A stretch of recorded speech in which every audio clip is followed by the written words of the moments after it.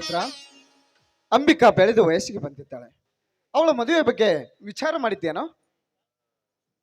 ಹೌದ್ರಿ ಪಾರ, ನನ್ನ ಮಗಳ ಮದುವಿನ ಮುಂದಿನ ತಿಂಗಳ 10ನೇ ತಾರೀಕು ಮಾಡ್ಬೇಕಂತ ವಿಚಾರ ಮಾಡೀನ್ರಿ ಅಪ್ಪಾರ. ಇದ ಊರಾಗಿರೋ ಮಲ್ಲಿಕಾರ್ಜುನ ದೇವ್ರ ಗುಡಿಯಾಗ ನನ್ನ ಮಗಳ ಮದುವೆ ಇಟ್ಕೋಬೇಕಂತ ವಿಚಾರ ಮಾಡಿ ನೋಡ್ರಿ ಅಪ್ಪಾರ. ಏನಪ್ಪ, ಮಗಳ ಮದುವೆ ಮಾಡ್ಬೇಕಂತ ನಿರ್ಧಾರ ಮಾಡಿದ್ಯಾ? ಮತ್ತೆ ವರ ಯಾವ ಊರಿನ ಅಂತ ನಮ್ಗೆ ಹೇಳಿಲ್ಲ. ವರ ಬೇರೆ ಯಾರು ಅಲ್ರಿ ವರ, ಬೆಂಗಳೂರಾಗಿರೋ ನನ್ನ ತಂಗಿ ಮಗ ಅರವಿಂದ್ ಅಂತಾರಿ. ಈ ವರ್ಷ ಒಂದು BA ಫೈನಲ್ ಮುಗಿತೈತ್ರಿ ವರ. ನನ್ನ ತಂಗಿನ ಭಾಳ ವರ್ಷಗಳಿಂದ ತವ್ರ ಮನೆ ಹೆಣ್ಣು ತಗೋಬೇಕಂತ ಭಾಳ ಆಸೆ ಪಟ್ಟಾಡ್ರಿ ವರ. ಅದಕ್ಕಾಗಿ ನನ್ನ ಮಗಳ ಅವ್ರ ಮನೆಗೆ ಕೊಟ್ಟು ನೋಡ್ರಿ ಅವರ. ತುಂಬಾ ಒಳ್ಳೆಯ ಕೆಲಸವನ್ನೇ ಮಾಡಿದ್ದೇ ರುದ್ರ. ಈ ಕರುಳಿನ ಕುಡಿಗಳು ಒಂದಕ್ಕೊಂದು ಕೊಂಡಿಯಾಗಿ ಕೊನೆಯ ತನಕ ನನ್ನವರು ತನ್ನವರೆಂಬ ಕರುಣೆ ಹೆಚ್ಚಾಗುತ್ತದೆ. ಅಪ್ಪಿ ತಪ್ಪಿ ಆ ಹೆಣ್ಣು ಒಂದು ತಪ್ಪು ಮಾಡಿದರೂ ಸಂತೈಸಿಕೊಳ್ಳುವ ಮನೋಭಾವನೆ ಇರ್ತದೆ. ಅದು ಅಲ್ಲದೆ ನೀನು ತಂಗಿಯ ಮಗ ಅಂತ ಹೇಳ್ತಾ ಇದೆಯಲ್ಲ, ತಂಗಿಯ ಮಗ ಅಂದ್ರೆ ಅದು ಒಂದೇ ಮನೆಯವರಿದ್ದಂತೆ. ಅದರಲ್ಲಿ ಈ ವರದಕ್ಷಿಣೆ ವರೋಪಚಾರ ಅಂತ ಏನಾದ್ರೂ ಮಾತನಾಡಿದ್ದೇನೋ? ಇಲ್ರಿ ಅಪ್ಪರ, ವರದಕ್ಷಿಣೆ ವರೋಪಚಾರ ಏನು ಮಾತಾಡ್ರಿ ಅಪ್ಪರ. ನನ್ನ ತಂಗಿ ಅಣ್ಣ ವರದಕ್ಷಿಣೆ ವರೋಪಚಾರ ಏನು ಕೊಡಬೇಡ, ತವ್ರ ಮನಿಂತ್ರ ಒಂದು ಹೆಣ್ಣು ಕೊಟ್ರೆ ಸಾಕಂತೇಳಿ ಹಿರಿದ್ರಿ ನನ್ನ ತಂಗಿ. ಮತ್ ನಾನು 4 ಮಂದಿಯಾಗ ಅಡ್ಡಾಡ್ದ ನೋಡ್ರಿ. ನಾಳೆ ಮದುವೆ ಮಂಟಪದಾಗ ಹಳ್ಯಾಗ ಏನಾದ್ರು ವರೋಪಚಾರ ಮಾಡ್ಬೇಕಂತೇಳಿ ನನ್ನ ಮನಸ್ಸಿನಾಗ ಭಾಳ ಐತ್ರಿ ಅಪ್ಪರ. ಆ ದೇವ್ರು ಏನ್ ದಾರಿ ತೋರಿಸ್ತಾನೋ ಅದನ್ನ ಮಾಡ್ತಾನ ನೋಡ್ರಿ ಅಪ್ಪರ. ಏನಪ್ಪ ರುದ್ರ, ಎಂತ ಕೆಲಸ ಮಾಡ್ತಿದ್ಯೋ, ಎಂತ ಕೆಲಸ ಮಾಡ್ತಿದೀಯಾ? ನಿನಗೇನು 10 ಮಕ್ಕಳಿದ್ದಾರೇನು? ಇರುಳು ಒಬ್ಬಳೆ ಮಗಳು ತಾನೆ. ಮದುವೆ ಮಾಡಿಸಿ ಬರೀ ಗೈಯಿಂದ ಕಳಿಸ್ಕೊಟ್ರೆ ನೋಡಿದ ಜನ ಏನ್ ಹೇಳ್ತಾರೆ? ಅಂತ ಕೆಲಸ ಮಾಡಬೇಡ. ಅವಳು ನಿನ್ ಮಗಳಲ್ಲ, ಅವಳು ನಮ್ಮ ಮಗಳು. ಅದಕ್ಕಾಗಿ ತವರು ಮನೆ ಕಾಣಿಕೆ ರೂಪದಲ್ಲಿ ನಾವು ಬಂಗಾರದ ಒಡವೆ ನಿನ್ನ ಕೈಗೆ ಕೊಡ್ತೀವಿ. ಅದೇ ನೀ ಕೊಟ್ಟು ಕಳಿಸು. ಇದಕ್ಕೆ ನೀವೇನು ಹೇಳ್ತೀರಾ? ಹೌದು ಮದನೆ, ನಿನ್ನ ಮಾತು ಸತ್ಯವಾಗಿದೆ. ಈ ನಮ್ಮ ರುದ್ರ ಎಷ್ಟೋ ವರ್ಷಗಳಿಂದ ಈ ಮನೆತನದಲ್ಲಿ ದುಡಿಯುತ್ತಾ ಬಂದಿದ್ದಾನೆ. ಅವನ ಮಗಳ ಮದುವೆಯ ಮಂಟಪದಲ್ಲಿ ಮಗಳಿಗೆ ಮುತ್ತುಗಳು, ಅಳಿಯನಿಗೆ ಚಿನ್ನದ ಸರ ಹಾಕಿ ಮೈ ತುಂಬ ಬಟ್ಟೆ ಮಾಡಿದ್ರಾಯ್ತು. ತೆಗೆದುಕೋ ಈ 2 ಲಕ್ಷ ರೂಪಾಯಿ ಹಣ. 10 ಜನ ಮೆಚ್ಚಿಕೊಳ್ಳುವಂತೆ ಆ ನಿನ್ನ ಮಗಳ ಮದುವೆ ಮಾಡು. ಬ್ಯಾಡ್ರಿ ಅಪ್ಪಾರ, ಬ್ಯಾಡ್ರಿ. ದುಡ್ಡು ಕೊಟ್ಟು ನನಗ ಭಾರ ವರ್ಷಬೇಡ್ರಿ ಅಪ್ಪಾರ.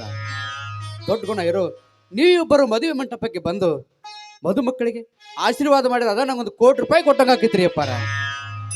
ದೇವರ ಕೊಟ್ಟ ಶಕ್ತಿಯಾಗ ನನ್ನ ಮಗಳ ಮದುವಿನ ಮಾಡಿ ಮುಗಿಸ್ತೇನ್ರಿ ಅಪ್ಪಾರ, ಮಾಡಿ ಮುಗಿಸ್ತೇನ್ರಿ. ನೋಡ್ರಿ ಉತ್ತರ, ನೀನ್ ತುಂಬಾ ಸ್ವಾಭಿಮಾನಿ ಅಂತ ನನಗೆ ಚೆನ್ನಾಗಿ ಗೊತ್ತು. ಆದ್ರೆ ಇಂಥ ವಿಷಯಗಳಲ್ಲಿ ಯಾವತ್ತಿಗೂ ಸಂಕೋಚ ಪಡಬಾರ್ದು. ಈ ಮದುವೆ ಮುಂಚೆ ಅಂದ್ಮೇಲೆ ಹೆಚ್ಚು ಕಡಿಮೆ ದುಡ್ಡು ಬೇಕಾಗುತ್ತೆ. ಅದು ಅಲ್ಲದೆ ನಾವು ನಿನಗೆ ಕೊಡುವ ಈ ದುಡ್ಡು ಸಾಲ ಅಂತ ಕೊಡ್ತಾ ಇಲ್ವೋ, ನಾವು ನಿನ್ನ ಮೇಲಿಟ್ಟಿರೋ ಪ್ರೀತಿ, ಅಭಿಮಾನ, ವಿಶ್ವಾಸಕ್ಕಾಗಿ ಕೊಡ್ತಾ ಇದ್ದೀವಿ.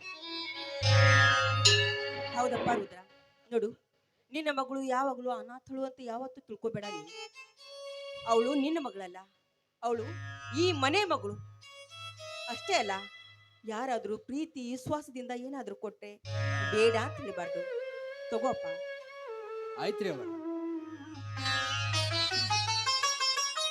ಅವರ ಮತ್ತೆ ನೀವು ದುಡ್ಡು ಕೊಟ್ಟನಂತ ಹೇಳಿ ನೀವು ಇಬ್ಬರು ನನ್ನ ಮಗಳ ಮದುವೆ ಬರೋದು ಮಾತ್ರ ತಪ್ಪಿಸ್ಬಾರ್ದ್ರಿ. ಮತ್ತೆ ನೀವೇನಾರ ನನ್ನ ಮಗಳ ಮದುವೆ ಬರ್ಲಿಕ್ಕಂದ್ರ ನಾ ನಿಮ್ಮ ಮನೆ ಕಡೆ ಹೆಜ್ಜೆನ ಇಡಂಗಿಲ್ರಿ. ಮತ್ತೆ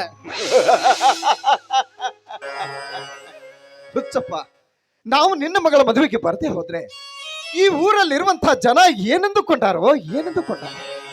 ಈ ಧನಿ ರುದ್ರ ಒಂದೇ ಮನೆತನದ ಅಣ್ಣ ತಮ್ಮಂದಿರು ಅಥವಾ ತಂದೆ ಮಗ ಅಂತ ತಿಳಿದುಕೊಂಡಿದ್ದಾರೆ ಈ ಊರಿನ ಜನ. ನೋಡು, ಅದು ನಿನ್ನ ಮಗಳ ಮದುವೆ ಖಂಡಿತವಾಗಿ ಅಲ್ವೇ ಅಲ್ಲ, ಅದು ನಮ್ಮ ಮಗಳ ಮದುವೆ.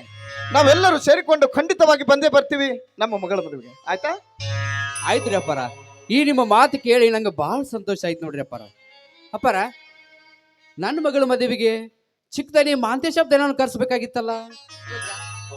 ಅದಕ್ಕೆ ಕಷ್ಟು ಚಿಂತೆ ಮಾಡ್ತಿರ್ವಿಯಾ? ಮದುವೆಗಿಂತ ಮುಂಚಿತವಾಗಿ 4 ದಿವಸ ಬೇಗನೆ ಬಂದ್ಬಿಡು ಅಂತ ಒಂದು ಫೋನ್ ಮಾಡಿದ್ರೆ ಸಾಕು, ಬಂದ್ಬಿಡ್ತಾನೆ. ಮಾಧವಿ, ನೀನೇಕೆ ಫೋನ್ ಮಾಡಿ ವಿಷಯ ತಿಳಿಸುವೆ? ಕೇವಲ 10 ರಿಂದ 15 ದಿನಗಳಲ್ಲಿ ಮಹಾಂತೇಶ ವಿದ್ಯಾಭ್ಯಾಸ ಮುಗಿಸಿಕೊಂಡು ಮನೆಗೆ ಬರ್ತಾನೆ. ನಾವು ಮದುವೆಗೆ ಹೋಗುವಾಗ ಅವನನ್ನು ಜೊತೆಯಲ್ಲೇ ಕರೆದುಕೊಂಡು ಹೋದ್ರಾಯ್ತಲ್ವೇ? ಹೌದು ನೋಡ್ರಿ ಅಪ್ಪಾರ, ಸ್ವಲ್ಪ ದಿನದಾಗ ವಿದ್ಯಾಭ್ಯಾಸ ಮುಗಿಸ್ಕೊಂಡು ನಮ್ಮ ಮಹಾಂತೇಶ ಹಬ್ಬದ ಯಾರು ನಮ್ಮ ಊರಿಗೆ ಬರ್ದಂಗೆ ನೆನಪ ಇಲ್ಲ ನೋಡ್ರಿ ಅಪ್ಪಾರ.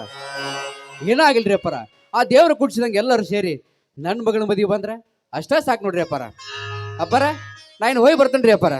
ಹೋಗಿ ಬರುತ್ತರ ಮಹಾದೇವಿ, ನಾನು ಸ್ವಲ್ಪ ತೋಟದ ಮನೆ ಹತ್ರ ಹೋಗಿ ಬರ್ತೇನೆ. ನೀನು ಒಳಗಡೆ. ಆಯ್ತು, ಬೇಗನೆ ಬಂದ್ಬಿಡಿ. ಊಟ ಮಾಡಿ. ಆಯ್ತು, ಆದಷ್ಟು ಬೇಗ ಬಂದು.